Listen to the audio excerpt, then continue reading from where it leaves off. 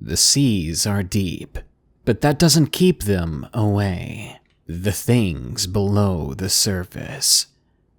You're watching Darkness Prevails, the best place to share your creepy true stories with the world, because this world is a strange one. In this video, you're about to hear allegedly true stories from real people like yourself.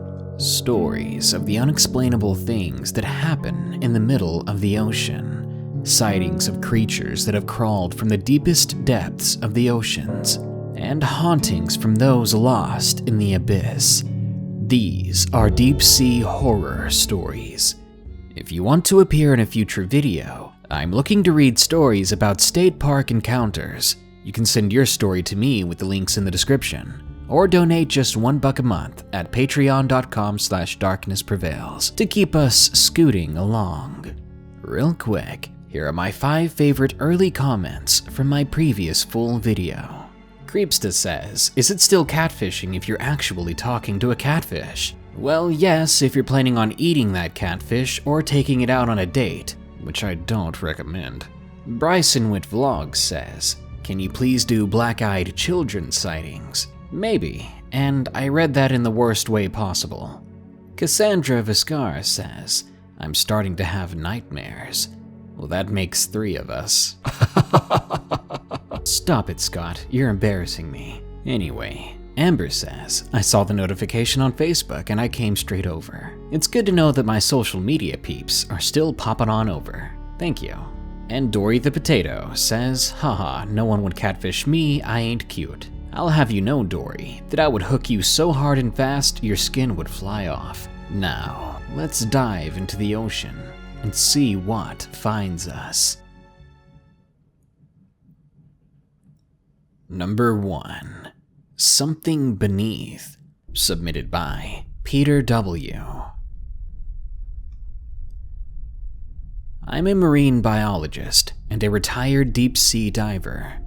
I know this will sound unusual, but I have a story to tell you, and I think you need to hear it, because no one else will.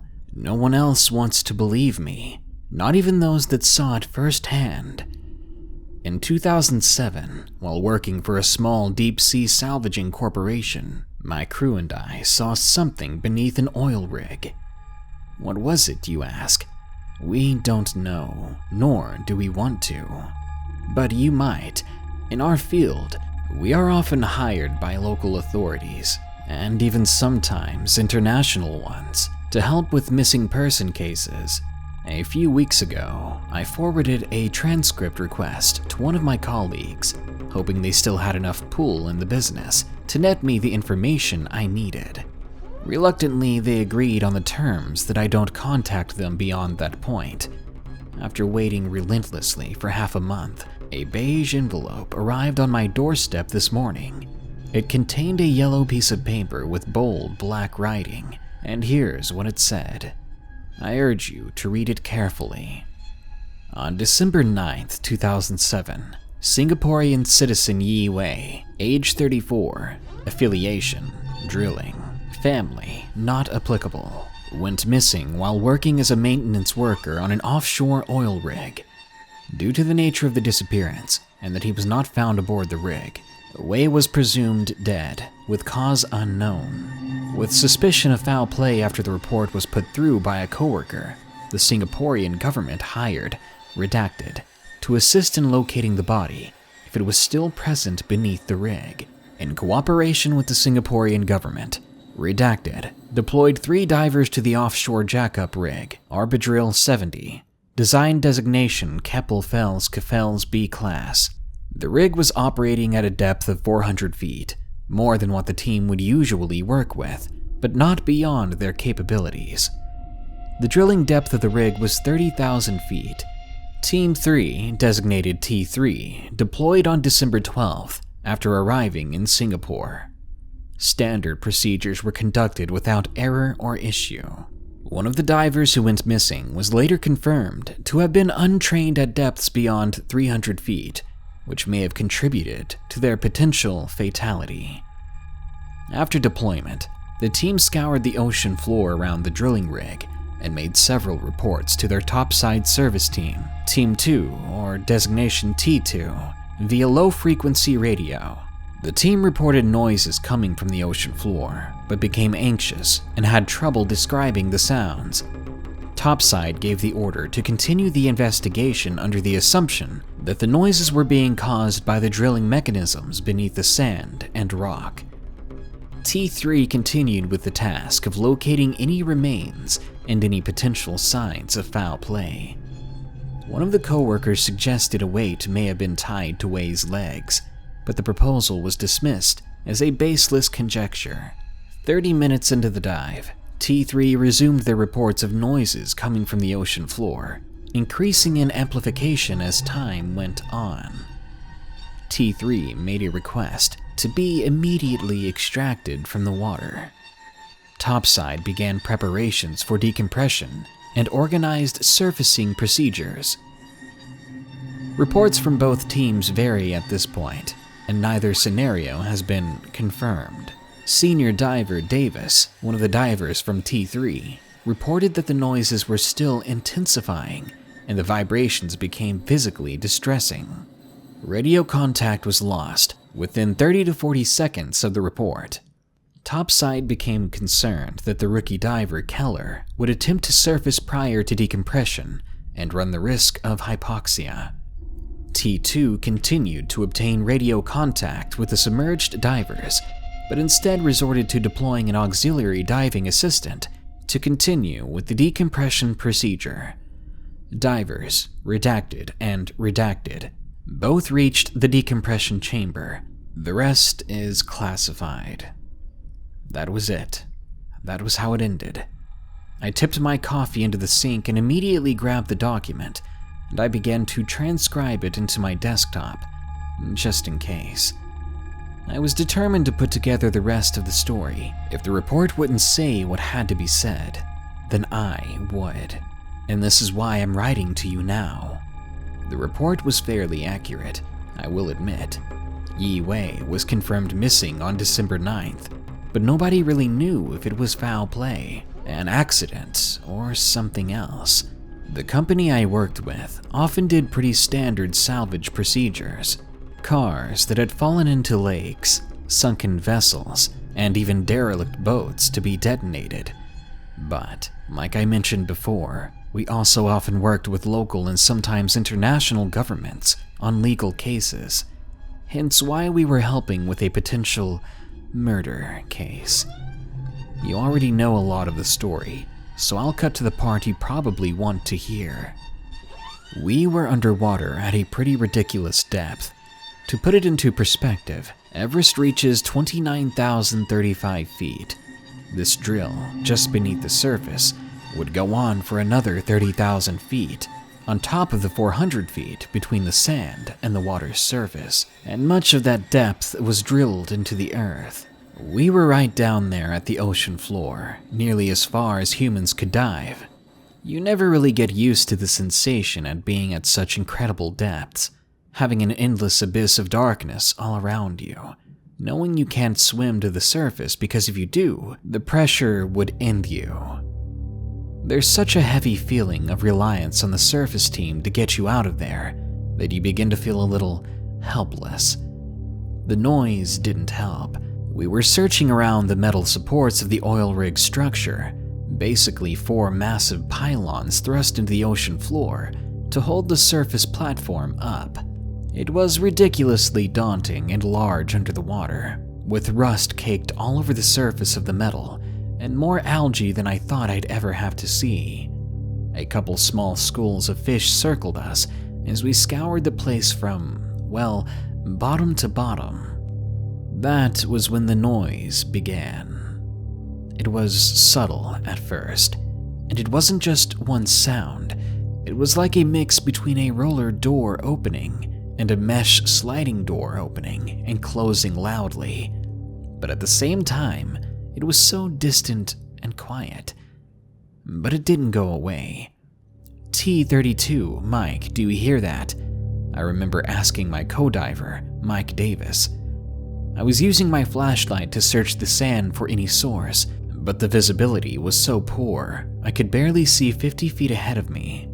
It still sounded incredibly distant, like it was far, far beneath the surface.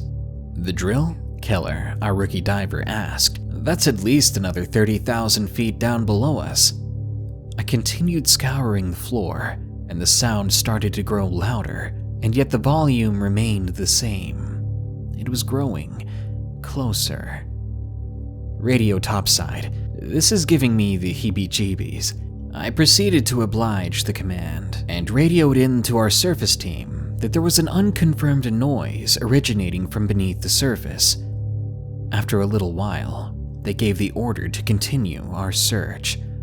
Reluctantly, we did so, until the noise grew again, and again, and again. It had slowly turned from two separate, smaller sounds into a single loud noise, like an air raid siren screeching at us from below the depths. It continued to rise closer and closer, and we could feel the ocean floor shaking. "What the? Call surface again, now, Wesker." I cursed and made the call to ready the decompression chamber. We were leaving then and there, whether they agreed to do it or not. The noise continued to roar towards us, and the sand was shifting with its vibrations. My first thought was that the drill beneath the surface had broken and was coming up towards us, but it didn't take me long to disregard that as utter nonsense. Every potential option ripped through my mind as we swam upwards as far as we safely could, while waiting for the diving bell to be delayed. The noise grew closer and closer, until I was certain it was about to burst straight out of the sand. "Okay, that's as high as we can go. Stop here," I shouted to my two co-divers, knowing this was the limit before hypoxia could set in. I calculated it in my head, but checked my depth meter to be sure. "Are you kidding me? Whatever that is down there, it's not something I'm going to stick around to say hi to. If you try and surface, you know exactly what's going to happen to you." The noise was just below the surface. Its rising and falling, blood-curdling screech made my stomach drop. I checked my sub-to-surface radio for replies, but static was the only noise coming through. They should have deployed the bell and confirmed by that point. Our inter-team comms were still operational, though. "I'll take my chances," Keller shouted over the radio. I cursed at him, but the noise drowned out any sound I could make. It was so close, I could practically reach out and touch the sound. Its vibrations tore through the water and sent ripples towards us, outwards in all directions. I saw the silhouette of a diver resuming his strokes upwards before I shut my eyes as my head throbbed from the sound. It was at that point that I realized I couldn't even hear Davis talking anymore. Eventually, I must have blacked out.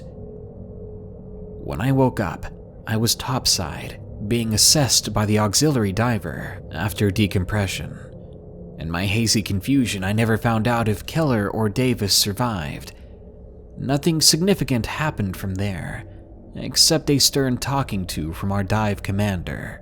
I was never to speak of this again to anyone, or consequences would be dire. That was it. That was my anticlimactic conclusion.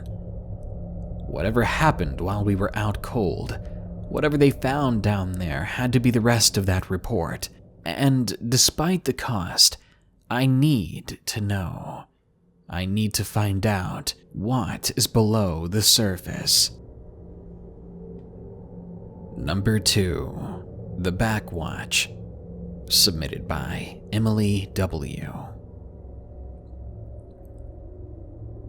Before I begin, you need to know that I've been in the military for 12 years. I've seen my fair share of creepy things. Most of the buildings and ships are downright haunted. I've been seeing ghosts on and off since I was a child, though they were more common when I was a child. Not as much now, thank God. This story took place miles off the coast of South America. We were on deployment, so I'm not going to say what ship I was on, or when this took place. Now, the ship that I was on wasn't a stranger to ghost stories, and most of my shipmates would gossip about their own encounters. I didn't believe it at first, because even though I saw things when I was younger, it never bothered me, and I tried to explain away most of them. And besides, many of these stories they told were just repeats from other ships. Before I get into my encounter, let me put something into perspective for you, so you can understand what makes these encounters more creepy and unnerving than it would be on land. You're on a swaying hunk of metal of a ship, in the middle of the ocean far from the coast. You have no place to run, nowhere to hide, nowhere to escape. You are trapped in a metal tin can, with nothing but the dark waters as your escape. So a ship works on watches, basically shift work. I'm not going to get much into it, because it will take too long. Just know I was on the mids watch, or what we call the back watch. I was standing on the back of the ship, lifebuoy sentry. I think that explains itself.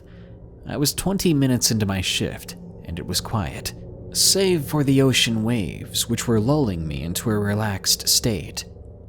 I was leaning on the bulwarks, railing but it's fully enclosed, watching the stars and just thinking about my life. Somewhere in my trance state, I felt unnerved, cold, and just genially creeped out. I don't know why, but my body shifted into fight or flight mode. I turned around and froze. There, standing by the hatch leading into the ship, was a shadow. It was shaped like a man, but it was distorted, and no, it wasn't because it was dark. There was red lighting back there. At that time of night, and knowing how our other department runs the shifts, no one should have been back there. That, and I didn't hear the hatch open, and it's not a quiet entryway at all. It's a big, heavy metal door. I would have heard banging, metal on metal. I stared at the thing, and I couldn't move. My heart was pounding. Then I managed to take a step back, my foot hitting the bulwarks. I was trapped. Freaking out, panic nearly had me over the side. This shadow man, or whatever it was, didn't move. We were in a standoff, and if that thing charged at me, I knew I would meet a watery end. For what felt like a lifetime, the thing shifted like it was raising a hand. My heart stopped, and my vision turned black. I felt I was going to die. But the thing slid, not walked, slid behind a big rope reel. That reel was huge and held our hawsers, lines used to secure the ship to the jetty. I was still frozen. It was the sound of a wave crashing that snapped me out of it. I took a breath that I didn't know I was holding and forced myself away from the railing. I don't know what possessed me, but I quickly went to the hawser reel. To this day, I don't know why I did it, but I had to look behind it. There was nothing. I remember pulling away, backing away, until I was back against the railing. My eyes stayed on the reel, heart pounding with fear like I've never felt before. It seemed to choke me. That sense of being watched, it was suffocating me, and I felt trapped. I stayed like that until my relief showed up. I quickly turned over my gear to him and practically ran towards the hatch leading into the ship, into the light. I wish that was the end of it, but over the years I was on the ship, I saw that shadow in different parts of it. One night, as I slept alone in the mess, the sleeping quarters, I woke up. My heart was racing, fear had me shaking. Through my curtain, I saw it. That thing again, that shadow man. I suppressed a scream and just closed my eyes. I chanted under my breath, "Go away, please go away." Seconds and minutes passed. And then I opened my eyes. The shadow was now gone. I had curled into a ball in my small bunk, still shaking. I didn't go back to sleep, and that wasn't the only time it happened, nor was I the only one to have seen it. That ship is now decommissioned, and I hope the Shadow Man went down with it. There are things out there. This is but one encounter. I know for sure the ocean is a dangerous place, more dangerous than you can imagine, for reasons you don't even know. Number 3. A Final Cry, submitted by Hannah F. I'm in the United States Coast Guard and used to be stationed in Oregon, where I'm actually from. Being on the Pacific, there are trials and tribulations that your average human being would break down from just at the thought of it.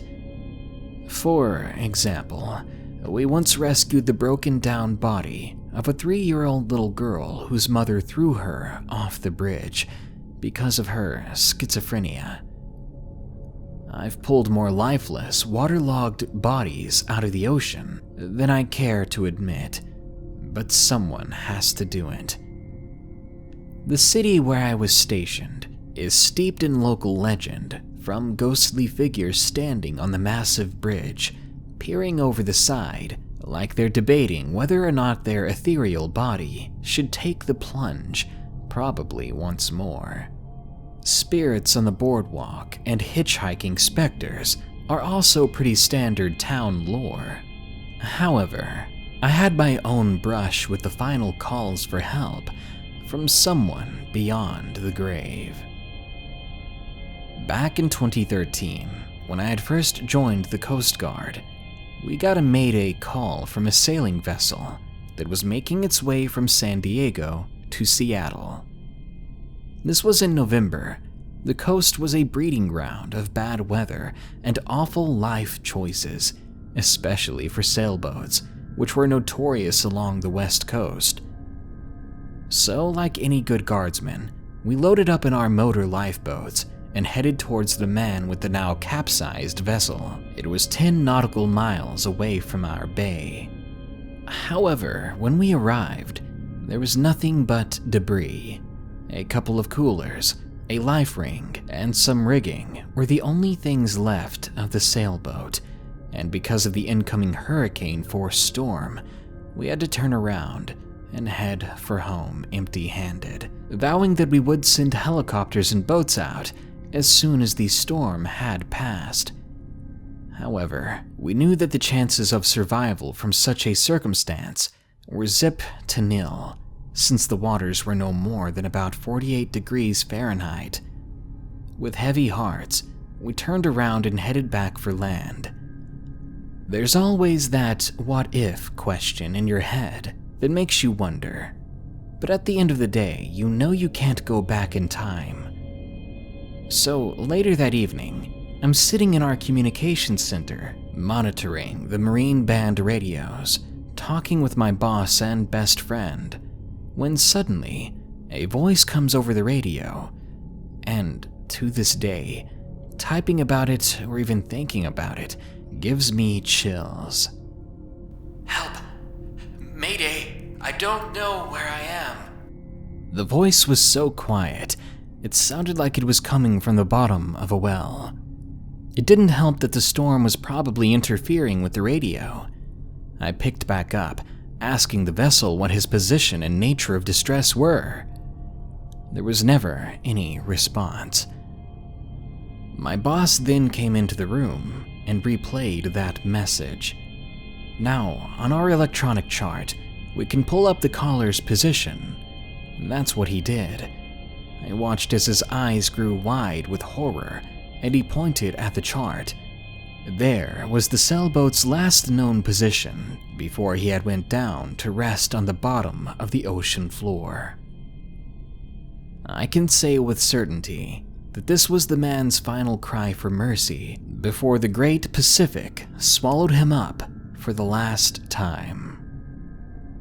We searched for the man for 72 hours with lifeboats, helicopters, and local police and fire departments, and never found any other sign of the man. I've been in the service for over 5 years, and this is still the scariest thing I've ever had to deal with in my life. Number 4. The Water's Shadow. Submitted by LIZARDMOM. I live on Long Island. I'm surrounded by ocean, so I know my marine animals. I've seen ducks, geese, swan, plovers, and gulls. I know the local fish species, and I've seen seals and sea lions. But this was something different. A chilly day last spring, my sister, Sophie, and our younger neighbor, Henry, went down the street from our house. We live on the corner of 2 streets, and down that street was a small portion of beach. Our little spot was a cute place to be in the summer, but the cold spring fog made the place a little more eerie. But I was used to eerie, or so I thought I was. As all 3 of us headed down the sloping road, the sand in sight and the pathway clear, we started to think of how many rocks we could find that day.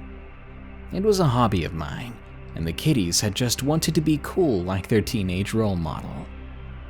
The sand dusted our shoes, and we knew we had to start our awkward trek down the rocky terrain to get to the beach. A harshly snappy wind hit us all at around that time. With your head down, looking intently at green and brown and blue rocks that could break under your feet at any moment, you don't really notice much. I was only alerted to a movement in the water by Henry. A small black mass was splashing in the water, only a few feet away from the shoreline, but it disappeared pretty fast. My first thought was it's only a duck, and I brushed off Henry's questions. Ducks often dove underwater to eat, and it's no big deal. That is, until we saw it again. A sharp black figure. It looked almost like a seal had bashed its head in on a rock, but the noise it made sounded nothing like seals. Not the ones I've seen, anyway. The noise was like bubbles, but bubbles blown into a whistle, high-pitched, short, and rhythmic. We weren't sticking around to hear it any further. All 3 of us went bolting up the rocks, and we didn't stop until halfway up the sloped street again. The only reason we did stop at all was because the noise had become deafening. I moved instinctively to grab Sophie, only to frantically grip onto nothing. I instantly turned on my heels, my head whipping around way too fast. My little sister was still on the rocks. Her head was pointing straight at the water. The creature we saw floating about 1,000 feet away. The noise continued still, though it was now getting quieter. Both Henry and I reached out to grab Sophie, dragging her off the rocks, but she wouldn't budge. "I have to go. See you later, I love you." Sophie took 10 steps towards the water, and my sisterly instinct said to shove her as hard as possible. She woke up in a way, startled by the sudden movement. I was almost too scared to let her know what was going on, so we all just booked it home. As moms are, our mother was skeptical, but the genuine fear and adrenaline running through our veins prompted her to get blankets nonetheless. We were all bundled up. Later in the day, Henry went home, and I spent the rest of the evening trying to calm down, trying to draw and understand the creature that had somehow hypnotized my sister, tried to lure her into the water. And number 5, The Day at the Beach, submitted by Anonymous.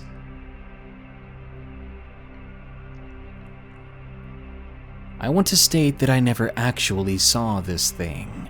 but if you'll just stick with the story, you'll understand why that's even more important. When I was about 14, my uncle and aunt lived near enough the Gulf of Mexico that when my family went to visit, we would all get on my uncle's little boat and ride around to the beachfront area near Gulf Shores, Alabama. There was an area that was open enough for a small boat to pull right up into the beach, where we were hoping to swim and have a picnic for the day. Now, before I get to the meat of this story, I want to state that we'd never seen anything out of the ordinary in our boat trips before. The weirdest thing we'd ever seen was a huge bunch of jellyfish during spawning season. So, my aunt, uncle, mom, and myself all got ready to pull around to this little sandbar for a day of sun and fun. My uncle dropped the anchor out far enough so that he didn't have to run aground, and we girls all bailed out to head for the beach. There were a few sunbathers there already, but it was by no means crowded, which is why we had chosen the spot. Immediately, a freak wave slams into us out of nowhere, and the boat nearly runs us all over. Huge waves start battering the boat, pushing it toward the shore. My uncle hopped out of the boat, and the four of us together wrestled against the waves to keep the boat from being beached miles away from home and effectively stranding us. Somehow, we succeeded in getting the boat back out to calm water. My mom, who suffered with low blood sugar, started having the most inopportune low blood sugar moment possible, nearly fainting right then and there on the spot. My uncle threw us a bottle of grape juice from the boat, but the three of us girls were stuck on the beach after having to wait for Mom to get her strength back. My uncle yelled that we should circle the beach and find an easy place to swim to him. Only there was no place like that. It was either shallows too choppy for the boat, or open water. So, being strong and independent like we were, my aunt and I carried my mother between us, and we swam out to the boat. We shoved her up into the boat quickly as she's a small person, but my aunt, who is a slightly larger lady, was having trouble getting her feet onto the ladder. By that time, we were in very deep water, far from the beach due to the current, and I was trying to hang on to the boat while also helping my aunt get aboard. Later, my uncle told me we were in water that was over 30 feet deep, and that's when I felt it. I've got chills right now writing this, having to recall that memory, because what grabbed me, it was a hand. I know it was a hand, because I could feel each of its 5 fingers wrapping around my ankle. I know how human skin feels. I am one, after all, even after it's gotten all pruny from being in the water for too long. Yet, this was different. It was rough and scratchy, kind of like the skin of a shark. The fingers had this odd suction feeling, like they were more octopus tentacles, but not as thick. I could feel my skin being suctioned. But that wasn't all.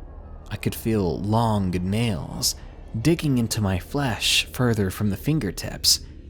The grip wasn't too hard. In fact, it wasn't trying to pull me.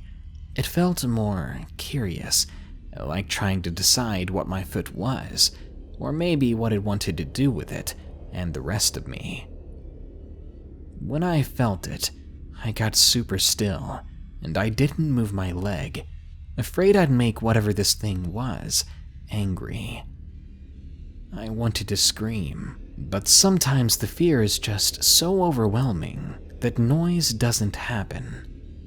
I know now that whatever survival instincts were keeping me from going insane in that moment and kicking like crazy may have saved my life. My aunt finally struck purchase and began to pull herself up from the water, and it would soon be my turn to be out of it. I felt the blood drain from my face as another hand latched on to my ankle. The fingers tightened, tensing slowly, for what I was coming to realize would be a pull down into the water. I wasn't a champion swimmer in the slightest, but I could handle myself if I needed to. Whatever this was, I knew it outclassed me in the water.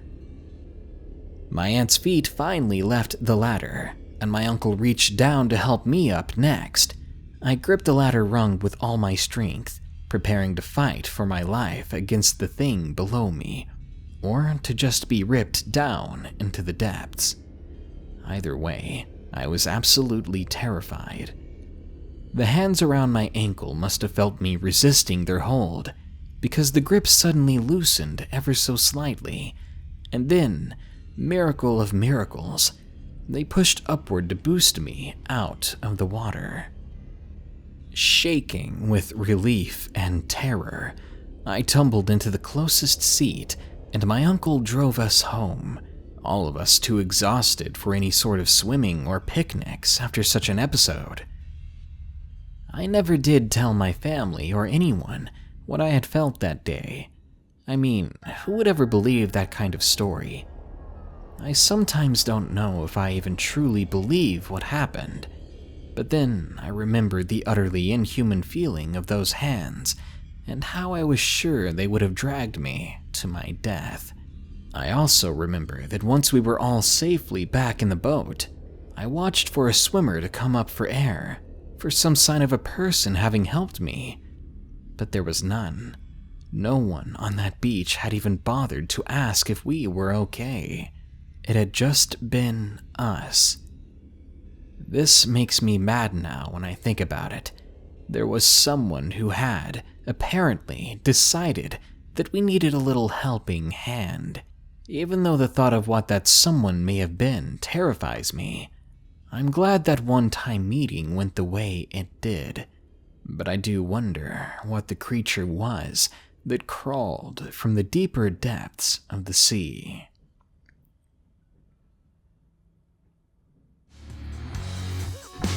The oceans remain vastly unexplored.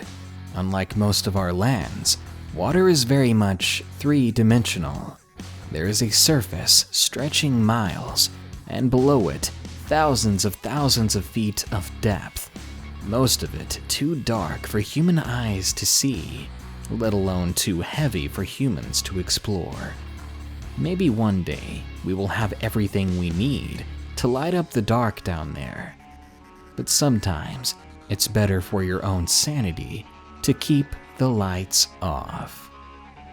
Good night. Be sure to like, share, comment, and subscribe if you enjoyed the video. And don't forget to send us your true scary stories with the links in the description. Also, if you can, think about pledging just $1 a month to my Patreon at patreon.com/darknessprevails. Or come buy some creepy cool clothes at morbidmonsters.com. We've got Darkness Prevails shirts, monster shirts, and shirts sporting the awesome slogan, "This world is a strange one." Anyway, for all those still listening, stay safe out there and stay creepy.